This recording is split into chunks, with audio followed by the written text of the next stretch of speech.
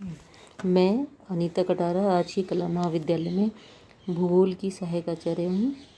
इस क्लास में हम तृतीय वर्ष के प्रथम प्रश्न पत्र प्रादेशिक भूगोल के एक विषय प्राकृतिक वनस्पति, यूरोप की प्राकृतिक वनस्पति के बारे में पढ़ेंगे। तो आप सबसे पहले तो हम ये जान लेते हैं कि यूरोप जो प्राकृतिक वनस्पति है उसके अंदर क्या आता है। प्राकृतिक वनस्पति किसी भूभाग में हम जो स्वतः ही अपने आप उगने बढ़ने वाली जो घासें होती हैं, झाड़ियाँ होती हैं और वृक्ष होती हैं, उनको हम प्राकृतिक वनस्पति कहते हैं। और ये जो प्राकृतिक वनस्पति होती है ये मुख्यतः वहाँ का धरातल कैसा है, जलवायु कैसी है और मिट्टी कैसी है, इस प्रकृति पर निर्भर करती है। तो जो सबसे पहले तो हम ये बात जान ही लेते हैं कि यूरोप के महाद्वीप के जो जितने भी भागों में जो प्राकृतिक वनस्पति पाई जाती है उसमें बहुत ज़्यादा अंतर पाया जाता है। तो सबसे पहले आप देखिए, आपके सामने नक्शा दिखाई दे रहा है। तो हमने ये जो प्राकृतिक वनस्पति है उसके कुछ नीचे आपको प्रदेशों के बारे में पढ़ेंगे। तो उसमें सबसे पहला है टुंड्रा वनस्पति प्रदेश। तो आपको सबसे ऊपर नक्शे में नीले रंग की लाइन से जो भाग दिखाई दे रहा है और उसके ऊपर आप देखिए कि जो वो क्षेत्र है वो टुंड्रा वनस्पति प्रदेश या बर्फीला आर्कटिक प्रदेश कहलाता है। इस टुंड्रा प्रदेश में नॉर्वे, स्वीडन, फिनलैंड और उत्तरी रूस के ध्रुवीय भाग आते हैं। ये प्रदेश जो हैं वर्ष के ज़्यादातर महीने बर्फ़ से ढके रहते हैं और केवल गर्मियों में ही बर्फ़ पिघलती है और उसी वक्त धरातल पर काई, लाइकेन जैसी सूक्ष्म जैसी छोटी वनस्पतियाँ ही उग पाती हैं। जो कम ठंडे प्रदेश हैं उनमें फिर भी छोटे छोटे विलो और बर्च के पौधे होते हैं और उनके साथ साथ रंग बिरंगे फूलों के पौधे उगते हैं। और चूंकि ये प्रदेश जो होता है वो बिल्कुल वनस्पति विहीन होता है, यानी वनस्पति यहाँ नहीं पाई जाती है, इसी के कारण इन ठंडे टुंड्रा प्रदेशों को शीत मरुस्थल या कोल्ड डेजर्ट के नाम से भी जाना जाता है।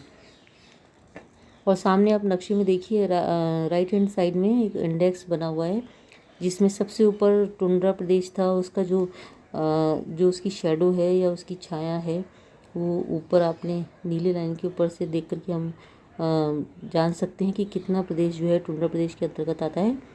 और उसके बाद नेक्स्ट में जो इंडेक्स में स्क्वायर बना हुआ है उसमें टैगा प्रदेश को दिखाया गया है।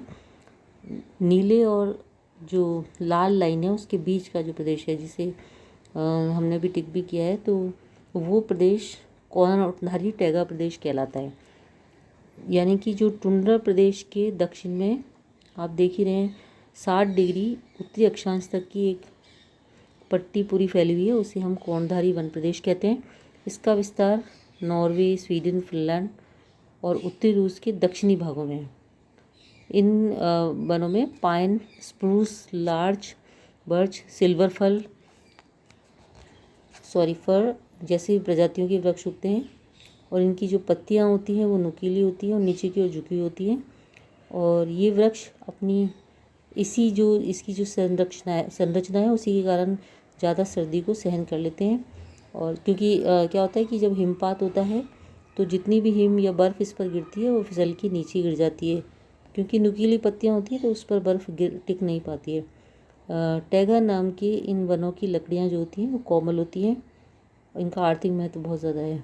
इन वृक्षों की जो कोमल लकड़ी है उसका उपयोग हम लुगदी, कागज़, माचिस, रेन, फर्नीचर, पैकिंग सामग्री आदि बनाने में करते हैं।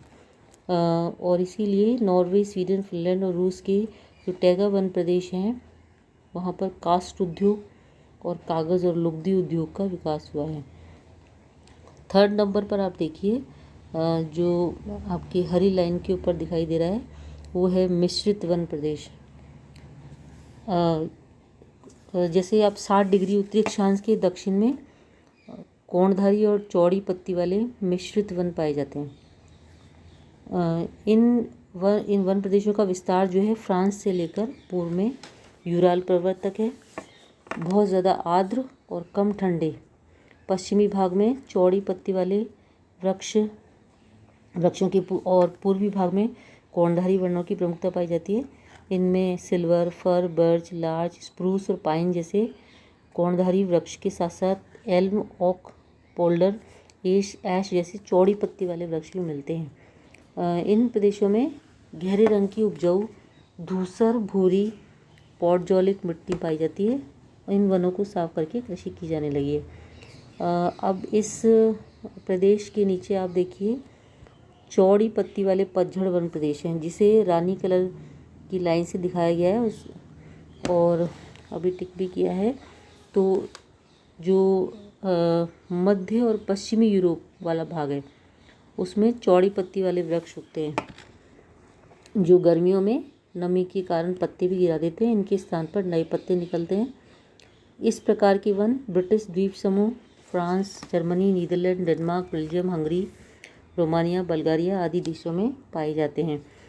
Ash, oak, poplar, elm, beech इन वनों के प्रमुख वृक्ष हैं और वर्तमान समय में इस प्रकार के अधिकांश वन साफ कर लिए गए हैं और भूमि का उपयोग कृषि और आवास के लिए किया जाता है। अब हम आते हैं उसके नीचे वाले क्षेत्र में। आप देखिए काले रंग की जो लाइन है उसके ऊपर का जो क्षेत्र है वो स्टेपी घास प्रदेश को बताता है। अब जो कोणधारी टैगा वन थे उनके दक्षिण में 45 डिग्री से 60 डिग्री अक्षांश के बीच में महाद्वीपों के भीतरी भागों में शीतोष्ण घास के मैदान मिलते हैं, जिन्हें स्टेपी के नाम से जाना जाता है। स्टेपी घास के जो मैदान होते हैं वो मुख्यतः यूक्रेन, दक्षिणी रूस और बेलारूस में पाए जाते हैं। ये घासें छोटी और मुलायम होती हैं, जो पशुओं को चरने के लिए पौष्टिक और उपयुक्त होती हैं। इन घास के मैदानों में काले रंग की चरनोजम मिट्टी मिलती है और जो उपजाऊ होती है। वर्तमान समय में इन घास के मैदान को साफ करके उन पर गेहूँ जैसी आदि जो खाद्यान्न पदार्थ हैं उनकी कृषि की जाती है। इनका उपयोग चारागाह और दुग्ध पशुपालन के लिए भी किया जाता है। और सबसे अंत में आप नीचे देखिए काले रंग की जो लाइन है उसके नीचे वाले हिस्सा है, उसका पश्चिमी वाला भाग है, वहाँ पर भूमध्य सागरीय वनस्पति प्रदेश पाया जाता है। इस दक्षिणी यूरोप में भूमध्य सागर के पास वाले भागों में विशिष्ट प्रकार की जलवायु दशाएं मिलती हैं, जिसमें ग्रीष्म ऋतु शुष्क होती है और तेज़ गर्मी पड़ती है। शीत ऋतु की वर्षा होती है और साधारण ठंडक होती है। इसलिए यहाँ पे इस प्रकार की वनस्पतियाँ विकसित होती हैं जो शुष्क यानी सूखे और गर्मियों में शुष्कता को झेलने में समर्थ होती है। यहाँ उगने वाले वृक्षों के पत्ते छोटे, तने मोटे और जड़ें लंबी होती हैं। इसमें बहुत अधिक इनकी जड़ें लंबी होती है, इसलिए वो अधिक गहराई से नमी ग्रहण कर लेती हैं और वाष्पीकरण कम होता है। इन वनों के मुख्य जो वृक्ष हैं वो ओक, पाइन, जैतून, कार्क हैं। इस प्रदेश में रसदार फलों के वृक्ष बहुत ज़्यादा विकसित होते हैं, जैसे नींबू, संतरा, अंगूर आदि।